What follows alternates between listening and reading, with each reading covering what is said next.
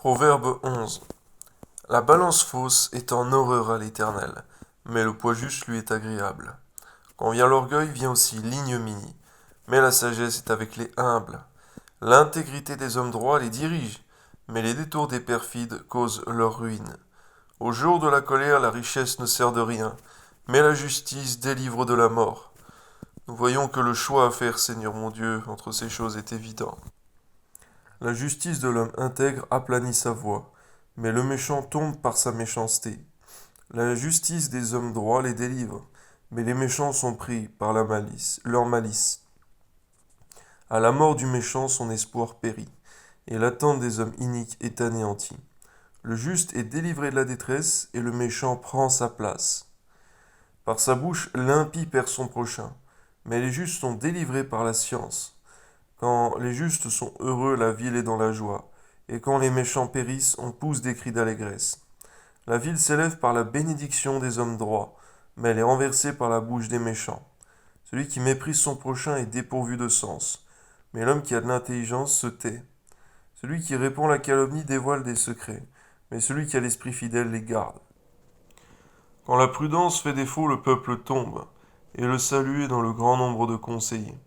Celui qui cautionne autrui s'en trouve mal, mais celui qui craint de s'engager est en sécurité. Une femme qui a de la grâce obtient la gloire, et ceux qui ont de la force obtiennent la richesse. L'homme bon fait du bien à son âme, mais l'homme cruel trouble sa propre chair. Le méchant fait un gain trompeur, mais celui qui sème la justice a un salaire véritable.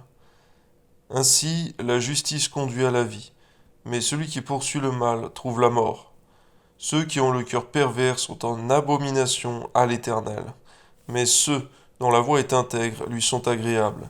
Certes, le méchant ne restera pas impuni, mais la postérité des justes sera sauvée. Un anneau d'or au nez d'un pourceau, c'est une femme belle et dépourvue de sens. Le désir des justes, c'est seulement le bien. L'attente des méchants, c'est la fureur. Tel qui donne libéralement devient plus riche, et tel qui épargne à l'excès ne fait que s'appauvrir. L'âme bienfaisante sera rassasiée, celui qui arrose sera lui-même arrosé. Celui qui retient le blé est maudit du peuple, mais la bénédiction est sur la tête de celui qui le vend. Celui qui recherche le bien s'attire la faveur, mais celui qui poursuit le mal en est atteint. Celui qui se confie dans ses richesses tombera, mais les justes verdiront comme le feuillage. Garde-nous de l'avidité, Seigneur mon Dieu, et de l'avarice. Amen. Celui qui trouble sa maison héritera du vent, et l'insensé sera l'esclave de l'homme sage. Amen. Le fruit du juste est un arbre de vie, et le sage s'empare des âmes.